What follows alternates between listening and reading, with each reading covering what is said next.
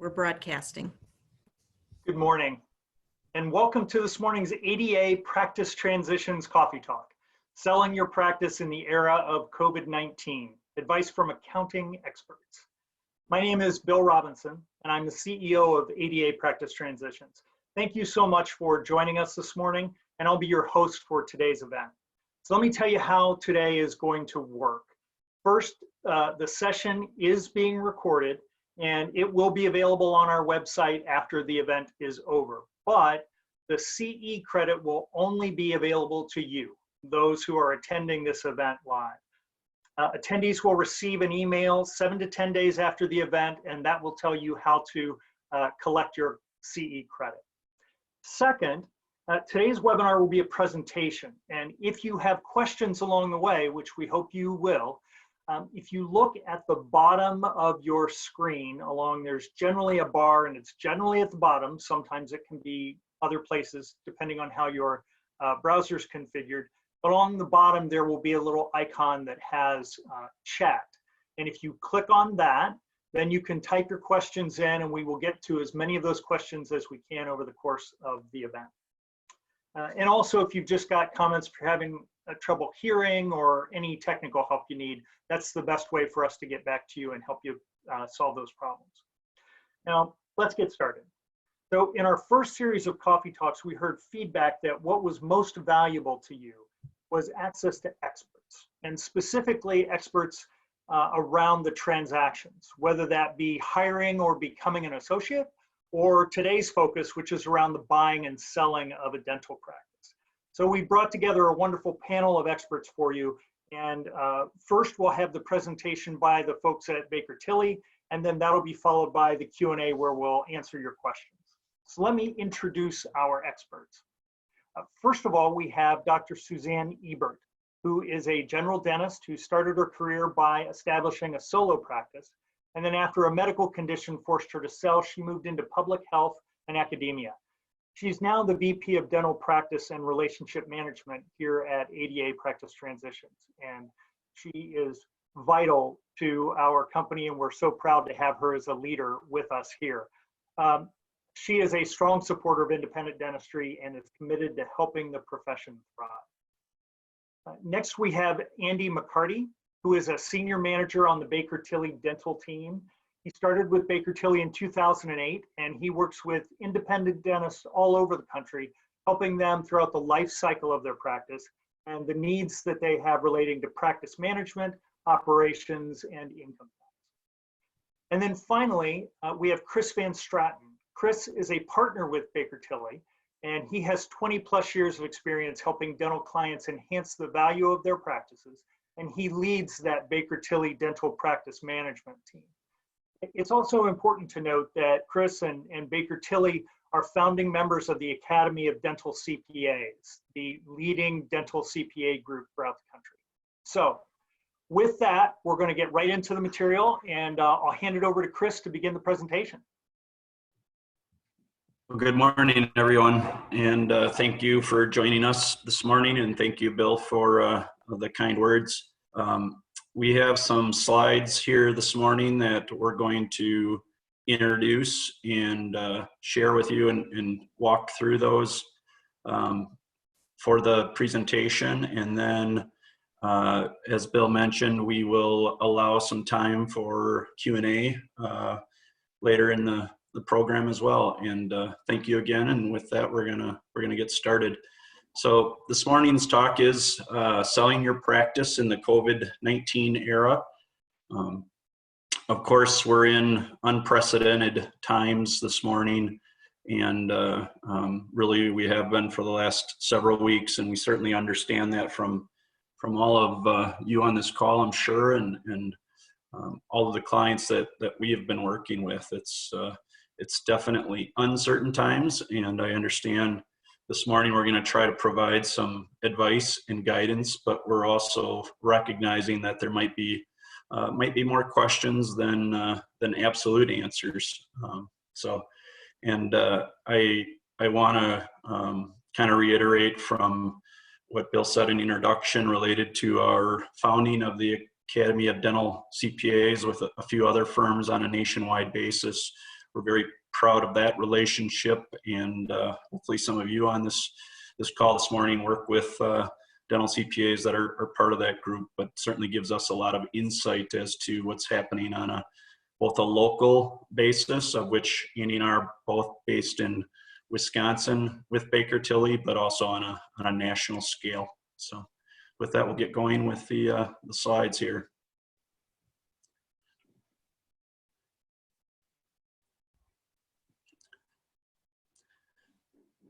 So if I'm gonna keep going here.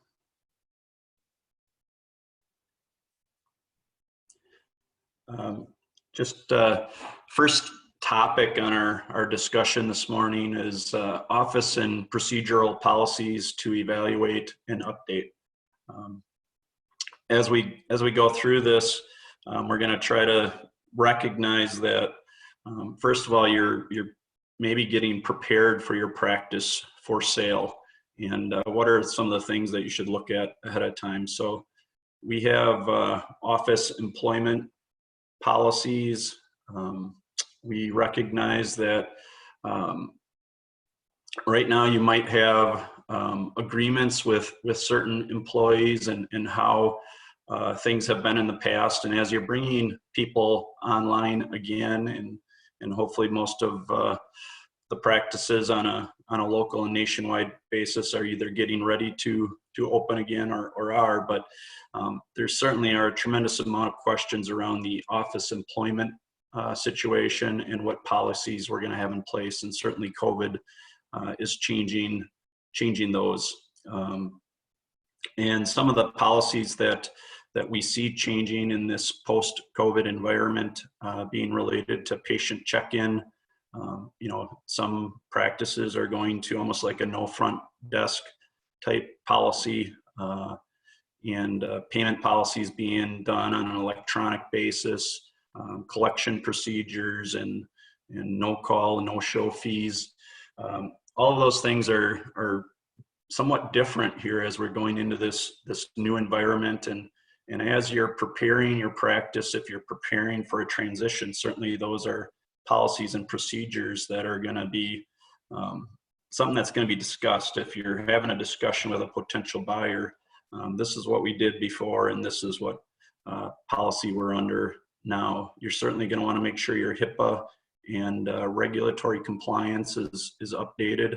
And we know there's a tremendous amount of information around the regulatory side. And then also benefit agreements, is health insurance being offered or retirement plans.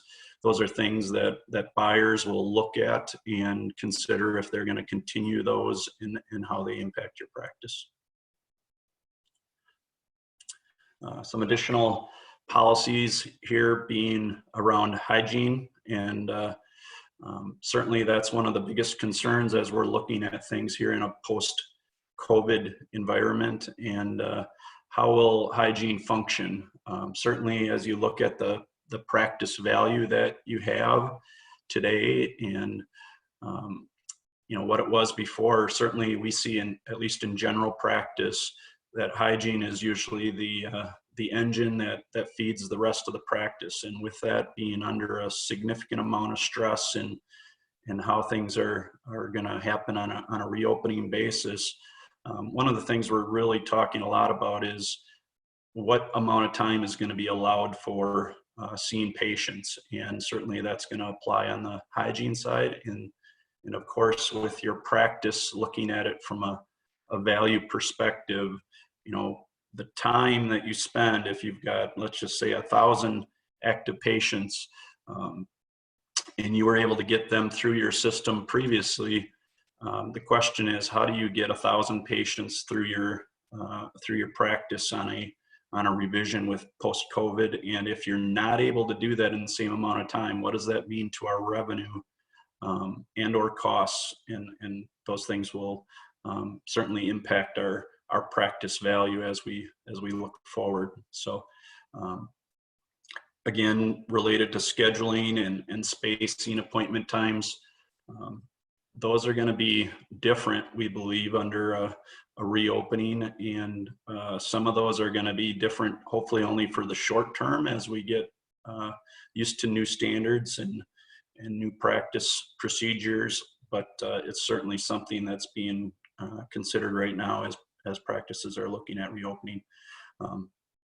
We also understand that with all the guidance out there and what I'm calling standard industry practices, there's a lot of advice and a lot of guidance being issued, but I'm advising with practice owners at this point in time is it's very important to evaluate those, but then also look at it as to what is best for your practice. Most of what's being said out there is truly guidance, and certainly we want to follow that, but every practice is maybe a little bit different in how they're going to have patient flow and practice flow. And so you're going to want to evaluate that on an individual owner basis for your practice and what is best for your team, and make sure everybody's comfortable with that. And of course, working on the efficiency side and safety side being most important.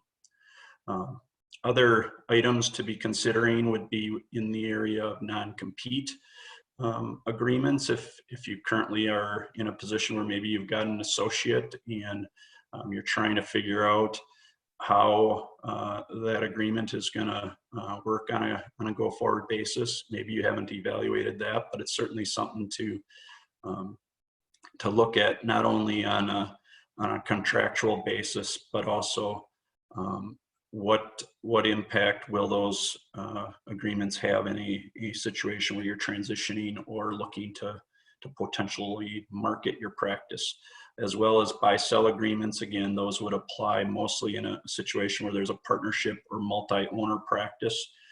You'd want to be evaluating those at this point in time, as a lot of times those will have a structure to them and a basis for how things are going to be valued or how your operations are going to function. And for the most case, a lot of those procedures and buy-sell formulas that might have been there before in a post-COVID situation are certainly going to be impacted.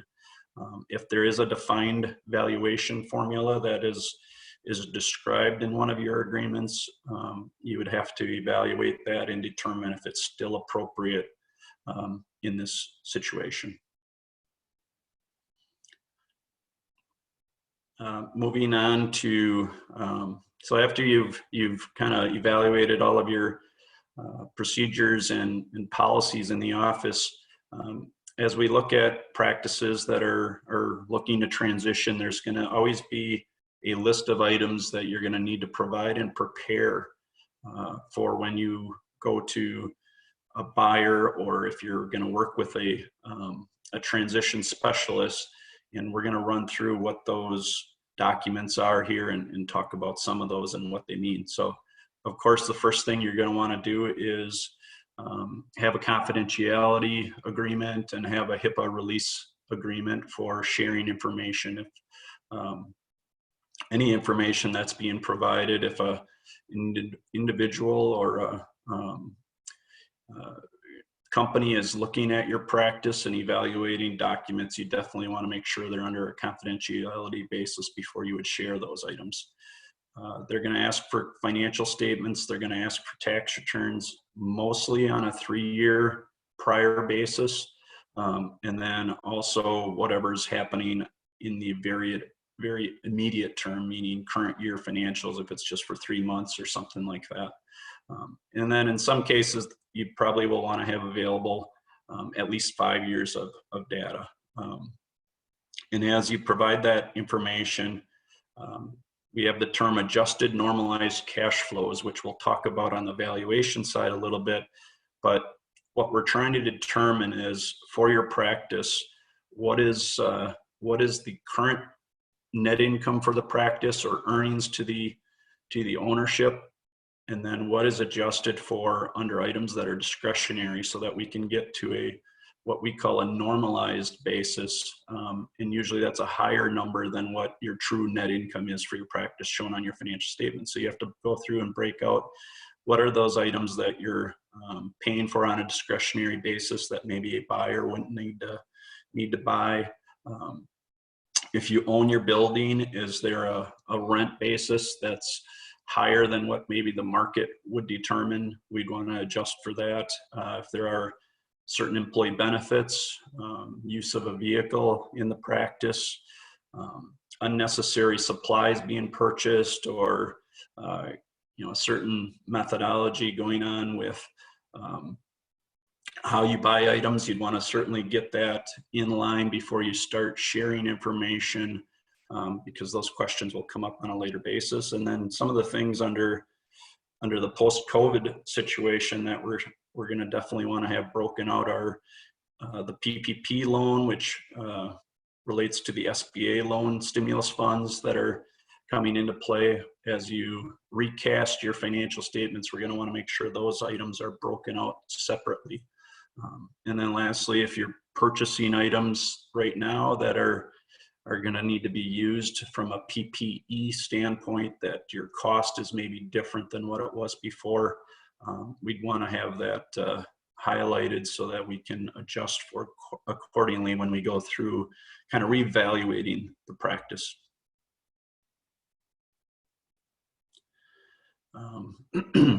So other items that you're going to want to gain a good handle on and have available are going to be production by both provider, doctor, and hygiene. So in other words, we want to have a 3-year schedule of what is the doctor produced and what is hygiene produced individually by doctor and by each of your hygienists.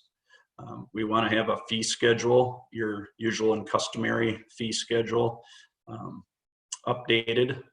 We'd want to look at your practice for what are the insurances that you're accepting, or are you just straight fee for service?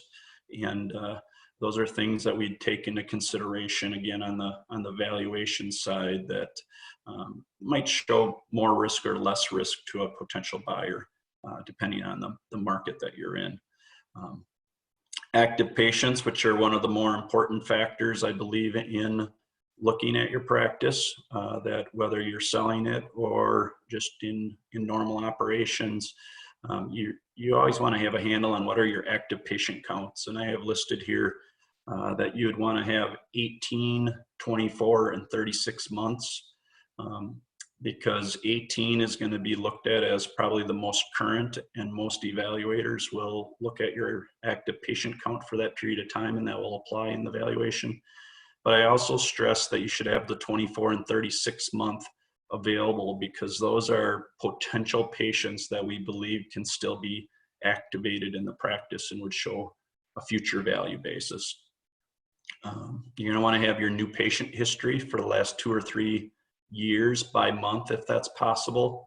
Again, new patients being important to your practice in the sense that you're always going to be losing some patients, and we want to have a net growth in active patients if at all possible.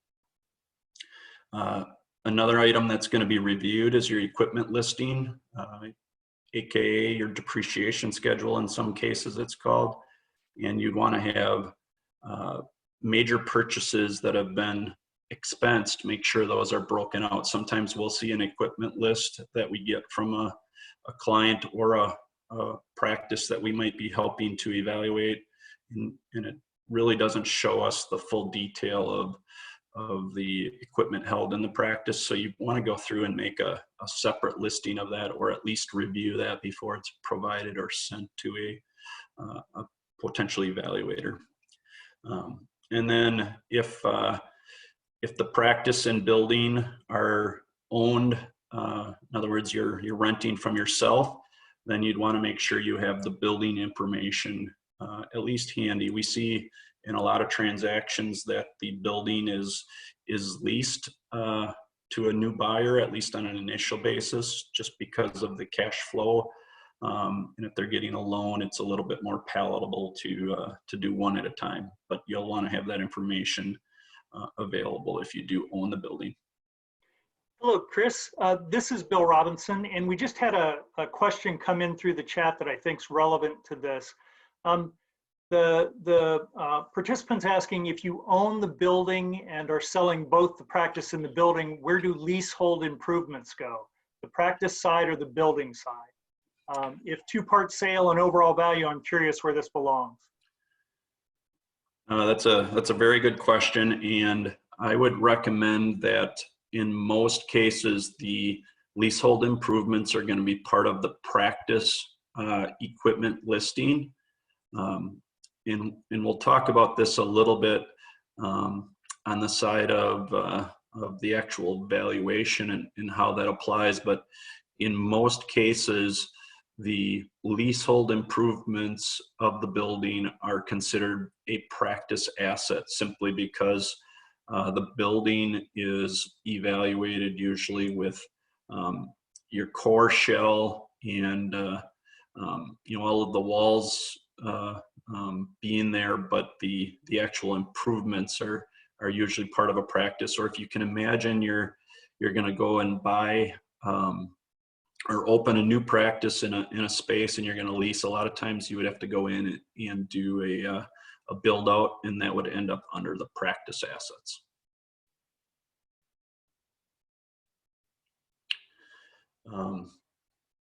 Additional items that are going to be requested in most cases in a transition scenario or doing an evaluation of the practice would be the accounts receivable aging.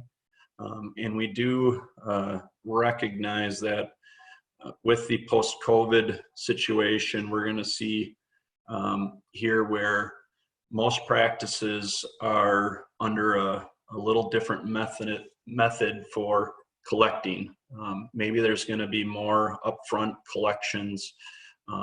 You're going to want to have a real good handle on what that receivable aging looks like, and proof that your patients are still paying. It's also just a matter of good practice. We all know that unemployment is a significant issue that we're dealing with on an economic basis, and certainly that's going to have a factor on your patient's ability to pay. It might mean that you're going to need to have more patient payment plans in place, and certainly be understanding of the current environment. Related to referral patterns, the reason that's listed there is because we'd want to understand, if a practice is referring, let's say, we find many times we go in a more senior doctor is referring all of their endo or all of their oral surgery, maybe all of the orthodontics. If you can show as a seller that those are procedures that you're referring out and there's some value there, that certainly can be an impactful fact pattern for a new doctor that might come in, and maybe that new doctor is going to be comfortable doing some of those procedures, or is going to take an active education plan to learn about those items. So as we keep looking forward, if you don't own your building, you certainly are going to want to have your current lease available, and you're going to want to have at least an option for renewing that lease, assuming the plan is for the practice to stay in the same location. Most banks, if they're going to look at financing, they're going to require a 5 to 10 year lease provision in order to give a loan, because they want to know that that practice can stay there. That's an important part of the continuation of forward-looking revenue in most cases. Again, we already touched on reviewing employment and non-compete agreements. In most cases, those would need to be provided for review in an evaluation situation. Certainly there are differences if you're a sole practice versus a partnership, and some of the things that would be applicable there is if you're, let's say you're a sole owner, you own 100% of the practice, but you've got an associate. What is the relationship with that associate? Are they going to stay on in a transition scenario? Why aren't they going to become the future owner if they're not scheduled to be that owner? There'll be questions like that, and you'll want to have good answers for that. And then lastly, the schedule history that we have noted there, what we're looking at there is just to try to be able to show a buyer what your schedule looks like. It's important for due diligence to be able to review that and make sure that you can justify what's being shown on the financial side of the practice. Now I'm going to turn over the discussion to Andy McCarty from my office, and we're going to talk specifically about the valuation models that we see most commonly applied. Thanks, Chris, and thanks to Bill and the rest of the ADA Practice Transition Group for having us in today. I just saw in the bottom bar we have over 140 participants today, so I would implore you all to ask questions. Everybody's got a unique circumstance, and if we don't have time to get to it today, we'll certainly follow up after the fact to get answers that you may need. So please feel free to use the chat and the Q&A functions in the menu bar to post any questions that you have. So the next 8 to 10 slides, we basically have outlined practice valuation formula, and I'm going to walk through how we've historically valued a practice with an example set of numbers. I think it answers a lot of questions that we commonly get as far as people trying to estimate the value of the practice. But before we go into the details, I think it's important that as we talk about practice values and the impact of the pandemic and how that's going to impact potential values, it's important to remember, I guess, where we were 4 months ago prior to the pandemic hitting. At that time, economics for a well-run practice were very good. Banks were offering historically great financing deals, and values for practices were strong. I think the question is what's going to happen to values now? What are we anticipating? And unfortunately, it's probably still too early in the process for us to really tell what is going to happen because we don't know how quick the turnaround is going to be. However, I think individual geography, locations, supply and demand of practices, and the economics of the recovery are all going to play a large role in how quickly we see practices starting to hit the market and what those values are. I know there's a lot of other factors as well. I think one, for example, would be the large drop in the stock market and the impact on retirement plans. Does that end up having some sellers conclude that they're going to put off selling their practice for a couple years? If that happens, the supply of available practices on the market declines, and supply and demand says that the value is going to remain strong if that happens. But we just don't know how quick the recovery is going to be to know what time frame that's going to take for those results to have. So I just wanted to make a point of that, and I think the other question we get is the impact of the pandemic and the resulting revenue loss on practice values. And I think from our standpoint, it's certainly going to increase the need for due diligence, the projections that we're going to look at, and adjustments for both sellers and buyers. Though, what we're going to look at in the next few slides, it's historic figures that we use to formulate values. It's very common, and we do this with every valuation we do. We adjust for one-time events and any irregular items, in addition to the items Chris mentioned as normalizing cash flows by removing potential personal expenses or large equipment purchases. I think a pandemic qualifies as a irregular item and one-time event that needs to be taken into consideration for determining the numbers that end up going on a projection for evaluation. The value of the business is really going to be driven by future earnings potential, among other factors for a buyer. Given that, like I said, the pandemic's going to increase the need to evaluate and calculate the future earnings potential.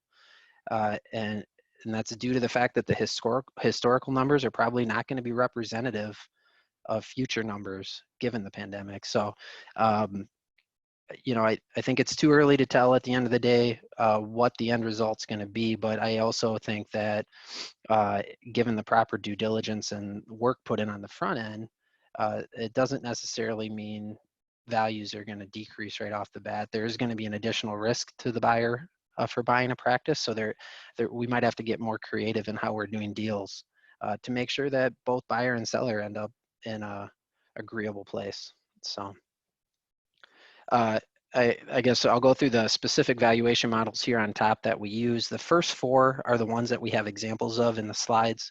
We have an asset model, which is, we'll go through in detail, but it's as simple as it sounds. It basically attempts to apply a value to the assets of the business, which includes the patient record and goodwill component.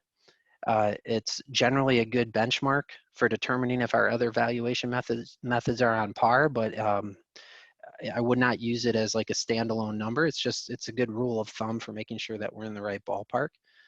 Because it doesn't take into account net income of the practice, production of the practice, or any of the other factors and the risk factors that we kind of talked about. We have a net production and collection model, which is a market-based model that looks like it says, it just applies a percentage to the net production and collections of the practice. Same as with the asset model, it's a good benchmark for us to determine that all our other methods are coming in with a reasonable value. However, there's a lot of factors that aren't taken into consideration, such as fee for service versus insurance collections. It's just looking at a net production and collection number without those other factors. So it can be misleading, and you got to have the full picture to really be able to use that. The next two methods, the capitalized excess earnings model and the net annual earnings model, are both income-based valuation models that look at, in our example, it's looking at historical cash flows that are normalized for the practice to determine, it's doing our best to predict future cash flows to the buyer, and then applying whether it's an EBITDA multiple or a discount factor to arrive at an estimated value. Those four values in our example get averaged together to come down to a net estimated value. And at that point, we kind of apply all of the other factors to determine where in the range, high or low, might a particular practice fall. Location is going to play a role. All the factors Chris mentioned as far as documentation, upgrades to equipment, all of that plays a role as far as high or low on that model. And then, one note that we kind of wanted to make sure we touched on, and I think Chris hit on this, I hit on it already, was the idea of discounting future cash flows kind of in a post-pandemic world. I mentioned before that, we're for a buyer, their willingness to pay a certain price is going to be based on their projection for income. Discounted future cash flows is a model that looks out 5 to 10 years at estimated cash flows available to owners, and it applies a discount rate to those cash flows to arrive at a current value. And it also applies a risk premium.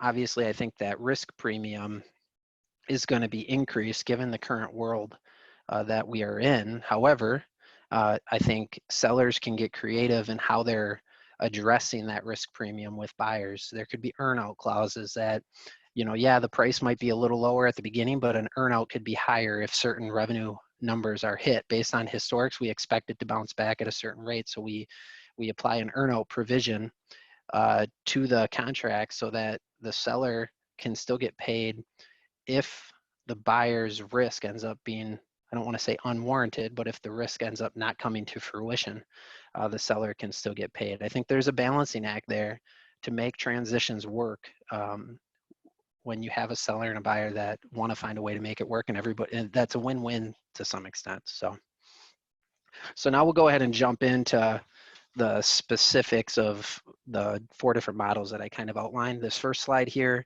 I'm not going to go through the numbers necessarily in detail, but this is a high-level summarized financial statement of a practice. We're just going to use for our example purposes. We got 1.8 of gross production, 1.5 of net. You can see that we have it in a standard format that gives us a number that says net available to doctors. We've lumped overhead, which would be supplies, rent, payroll. All those costs are lumped into one number. That's 60% of the gross production number, which is 918,000. And then we have net available profit after doctor earnings, which are set at 35% of doctor production less lab. That's the box at the bottom of the slide. And that gives us ownership profits remaining after debt payout of 111,000 in this practice scenario. So go ahead and flip the slide. The first method that we talked about was the asset value. In this example, we're looking specifically at the assets that are owned by the practice. You can see, I know we got the question before on leasehold improvements. We're almost, the vast majority of the time, those leasehold improvements are going to be included at the practice level. So we have them in there. We have the equipment, furniture, fixtures, supplies, and hand instruments are typically looking at a annual supply expense divided by 12 times 3. So a 3 months worth of supplies on hand. Obviously that can be adjusted as needed given the current environment as well. And then the one number in here that maybe is a little harder to get at is that patient records and goodwill number, and how do we arrive at that? Typically, we're going to apply a value of somewhere between $200 and $300 per record for patient records based on an 18 or 24 month active patient count. And then we're going to average that with practice net receipts multiplied by a factor of 50 or 60%. So we're kind of taking into account different procedure mixes among the patient base for the practice, plus applying a standard record value of $200 to $300 per record. So it's not just the value per record, it's more than that. But like I said at the beginning, the asset value is a good benchmark rule of thumb. It's got to work in conjunction with these other methods that we're going to use though to make sure that we're on par. So go ahead and flip the slide.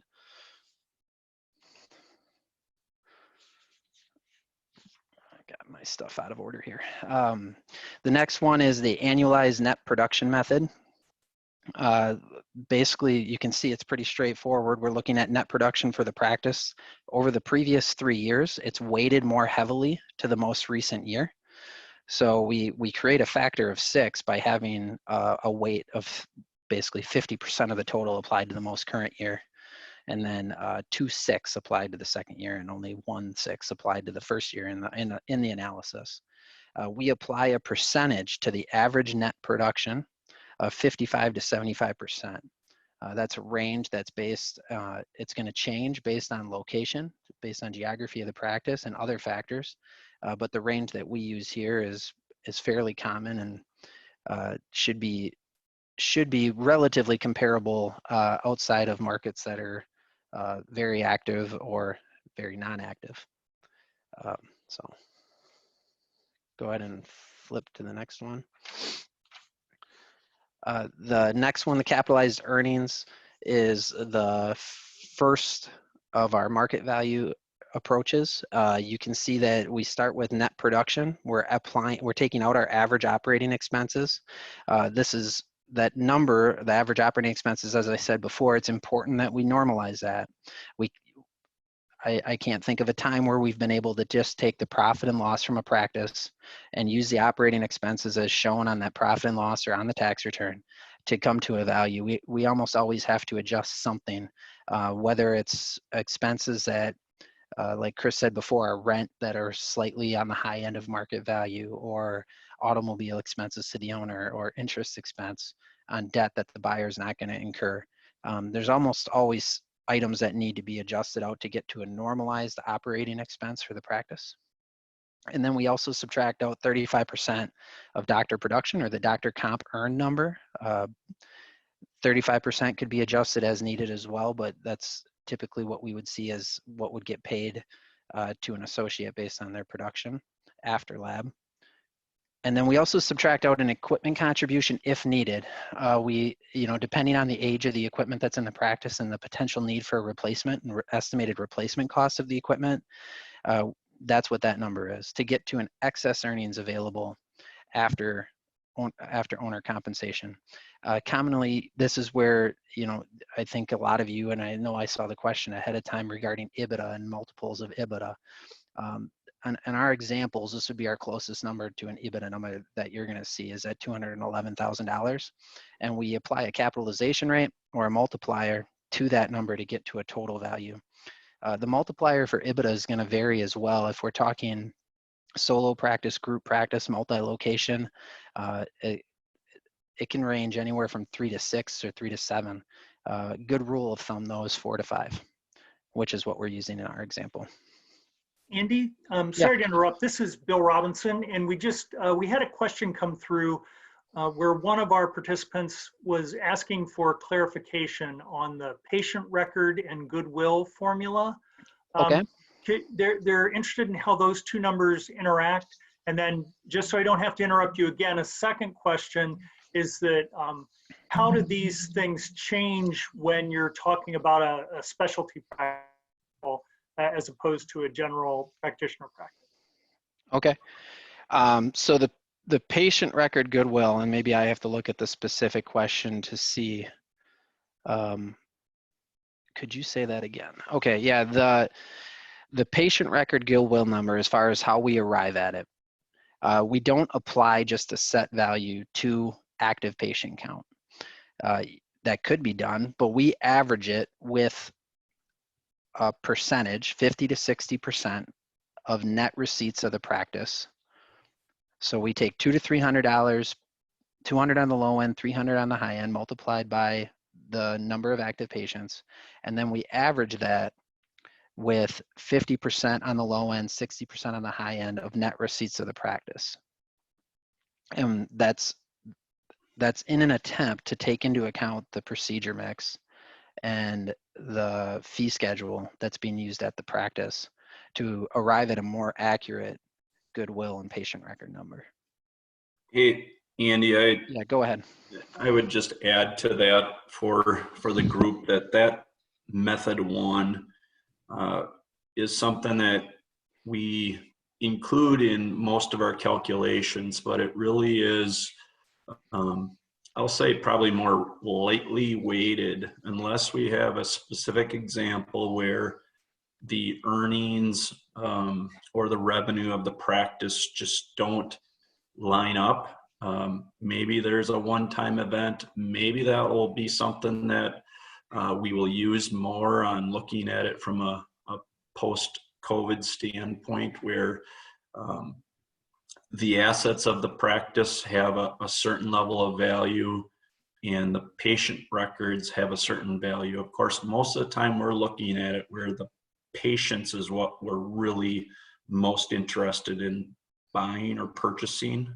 And the patient flow and the patient revenue being generated is supposed to really cover all of the assets of the practice, and the value that's determined is supposed to cover all assets of the practice. And so it's a factor, I guess, in this methodology that is maybe looked at a little bit differently than some of the other ones, simply because it doesn't always fit, and it requires a little bit more analysis to make sure we're being reasonable in that regards. Hey, Chris, just because you've probably worked more with our specialty practices on the valuation side, I don't know if you want to address that question that Bill brought up, but specifically it was addressing how the calculations could be for an orthodontics practice with contracts receivable. So if it's specifically related to that method one, this would apply for a general dental practice. As far as the value of those contracts in an ortho practice, we would really need to look at that separately. It would be a different value, and depending on the practice and what's happening with that orthodontic practice, certainly the same weighting would not be applied in an ortho practice as what's used in this model.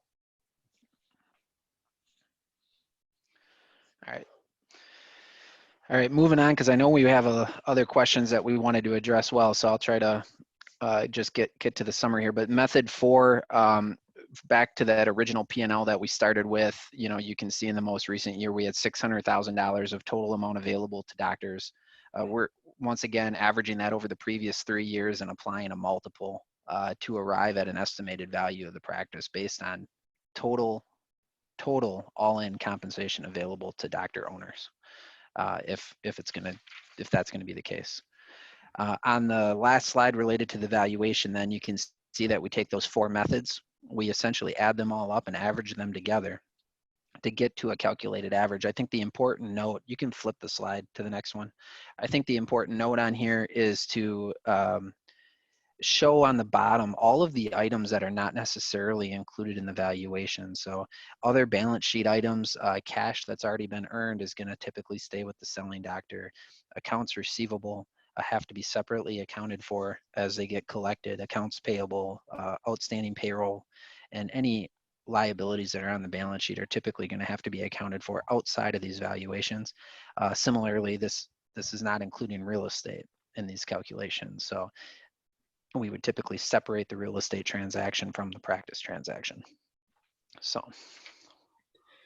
Andy, I would just add one more item related to the methods in a general comment is that the excess earnings approach that we apply, which is basically saying, hey, what can I earn as an associate and what will I earn as an owner?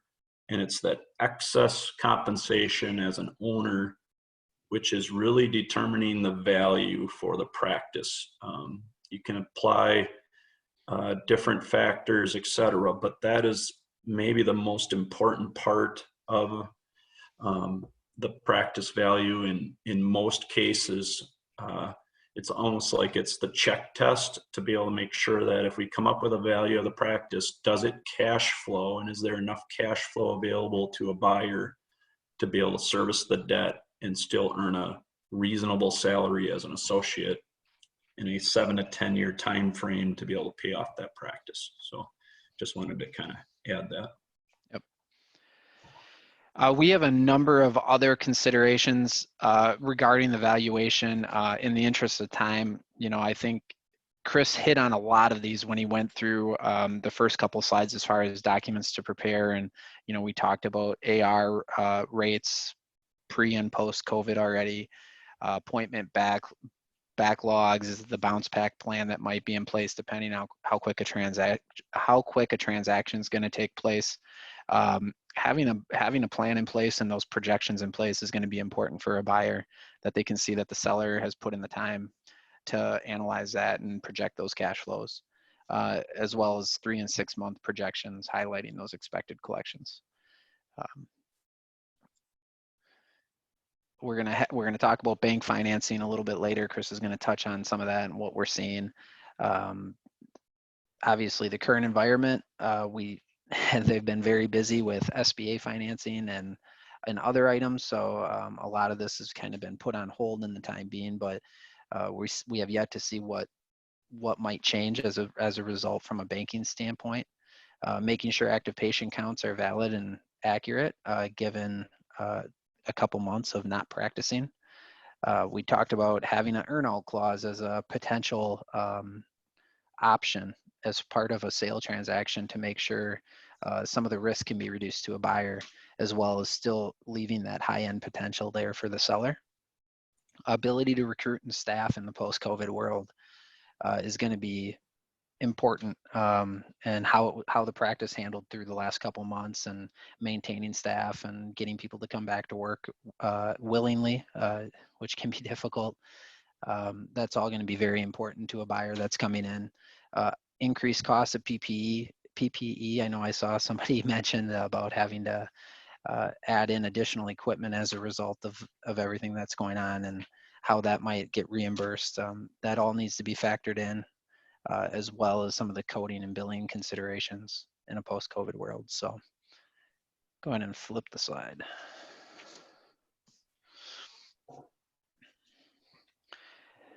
Consideration needs to be given to appointment times. Are they going to be longer? Additional sterilization of the ops to make sure that we have time to do that properly and we're meeting requirements. We noted the uncertainty regarding valuations. Buyers need to be able to accept some of the new risks, and how can the sellers share that risk to help reduce the risk? New compromises that need to be made. And we talked about at the beginning, I know Chris outlined a whole bunch of processes and systems that might need to be updated and reviewed prior to any transaction happening. So we're going to move on to, I'll flip it back to Chris a little bit for the financing considerations and some of the items that maybe we're seeing in our current environment. Thank you, Andy. Yeah, so related to financing considerations, what we're hearing right now from banks is that lending is almost frozen, if you will, for transactions and or refinancings. Um, the dental lenders on both a local scale and a national scale, for the most part, are saying that they want to wait and see like what the new normal is, whether it be 3, 6, or 12 months. Those that we've talked to, again, are not even sure of what that measurement will be. So as it relates to transactions, and I think somebody might have mentioned that there are transactions that are maybe they were in process and but they weren't completed, and whether a buyer is going to be comfortable going forward. Certainly there are going to need to be compromises in this situation. We're expecting that there will be more owner holdback of capital potentially, and what I mean by that is maybe the bank will be willing to do 60% of the price, and the seller will have to hold back or hold some of the debt. And when that happens, just from an understanding standpoint for the bank, they take priority on lending, and so for them that's like additional capital being left on the table. And then that would also apply to those earnout type situations where we had a price that we determined before. Maybe it was late 2019. We were really getting close to having a transaction to be completed in mid 2020. Well, now things have kind of been turned upside down, and maybe a way to get back to a normal is to look at an earnout. And an earnout is a situation where it looks ahead and says, we'll pay this much today, and if we achieve a certain level of profitability, whether it be 12 months or 24 months into the future, then we will pay additional amounts. In other words, if the practice returns to its same profitability as it was prior, we would think that that valuation would probably come back to be comparable to what it was determined on a post basis. And so you may also include in there some flexibility for like a sharing of any upside or a sharing of a downside risk to what our future operations are. And then lastly, on deferred compensation, if there is a transaction that makes sense where the buyer is going to continue working for a period of time, we've seen deferred compensation be used as a financing mechanism, which basically means the selling doctor continues to get paid a salary, maybe for another year, 2, 3, 4, up to 5 years of deferred compensation, and that's paid out as a deductible expense to the practice and helps finance the transaction. So I think first I want to say kind of thank you to everybody, and I know we want to have a little time here for questions yet. Yeah, this is Bill Robinson, and many of the questions that came in, you sort of answered in the normal course of the presentation, but let me throw a couple of more at you and see what you think. One of the questions that came in said, if I'm looking to sell my practice soon, should I be investing in new equipment or technology? And if I do that, will I get a return on that value at sale? Sure. What we have found on I'll call it a general basis, and we keep saying that because every transaction is a little bit different, but if you're looking at a situation of major equipment purchases and your transaction is a few years off, we think that can make sense because we're under the assumption that the practice is making those investments because it's going to help grow their practice or it's going to improve their profitability. And if you do that, what's going to pay for that investment is the fact that if your practice is more profitable, higher revenue, you're going to get a higher price. And so therefore you are going to get a return on that investment. If you're making an improvement that is really just to to upgrade something that is going to continue on as you normally were, I'll be honest, most cases we do not see a return on investment on that item. However, it may be a factor where it's, you know, we've seen situations where we come up with a value, and every value, let's just be clear, is it's an agreement between two people. In other words, we can calculate a value, but if the market isn't willing to consider that, we don't have a good value. So there is always some negotiation, we find. And if the improvement or investment is something that is made, we're going to see more likely that that practice is probably going to hold at a little bit higher value when it comes to, you know, maybe it's a 3 multiple versus a 4 multiple or something like that, that helps get it over the top. Or a buyer is going to look at it, and if they're comparing two potential transactions, maybe they both have the same value, but one of them has newer equipment, that might be the changing point. And as you see in our calculated formulas, most of those are determined on a revenue and profitability measure. The only one that really does take into consideration is the equipment, that very first method. And again, that's used lightly in the sense that the practice needs to be able to pay for its debt based on cash flow, and that cash flow is what determines the value of the practice, and it's assumed that all equipment is included in that value. Thank you, Chris. Another question that came in, when the practice is valued, what amount is considered taxable versus blue sky? I heard it was 2 to 16 times the EBITDA. Other sources say 1.5 times net income. Which piece of that is taxable, and how does that work? Sure. So on a sale transaction, first of all, the entire gain that you have on your sale is taxable. So there's no part of that is not taxable. I think the question is probably focused on if it's a goodwill type gain or a blue sky type gain, that's going to be taxed at capital gain rates, versus if it's a sale, part of the sale price is usually allocated between two parts. One is for equipment and the hard assets, and the other part is for the goodwill.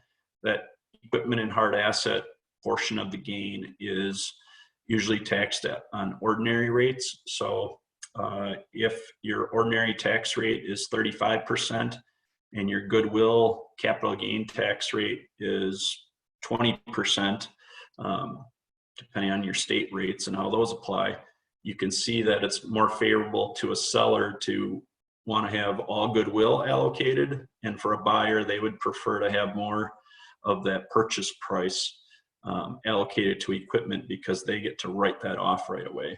And that's not as good for the seller because that's ordinary income and taxed at a higher rate.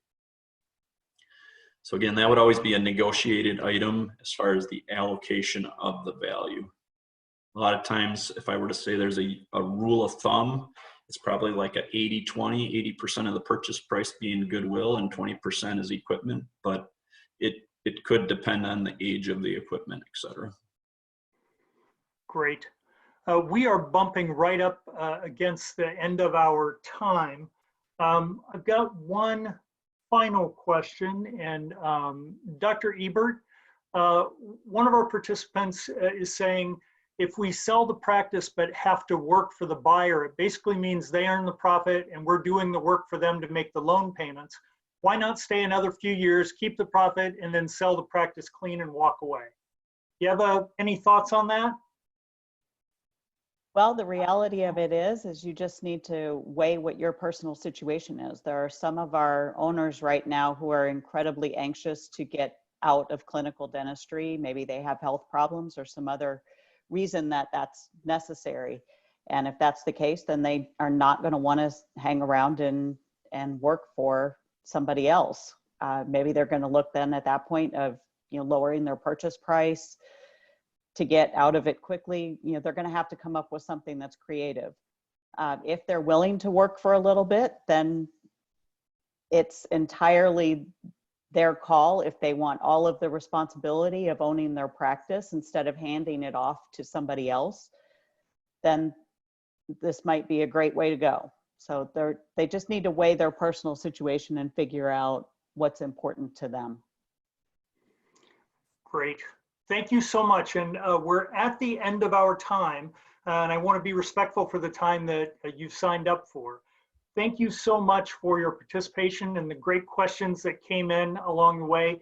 We didn't quite get to all of them, but we will prepare answers to all of them, and perhaps we'll send out an email that has the answers to all the questions so that everyone gets the information that they need. Once again, thank you from ADA Practice Transitions and from our friends at Baker Tilly. We appreciate you being here, and best of luck to all of you in the midst of this, this chaotic time. Take care and be safe, everyone. Thank you. Thank you.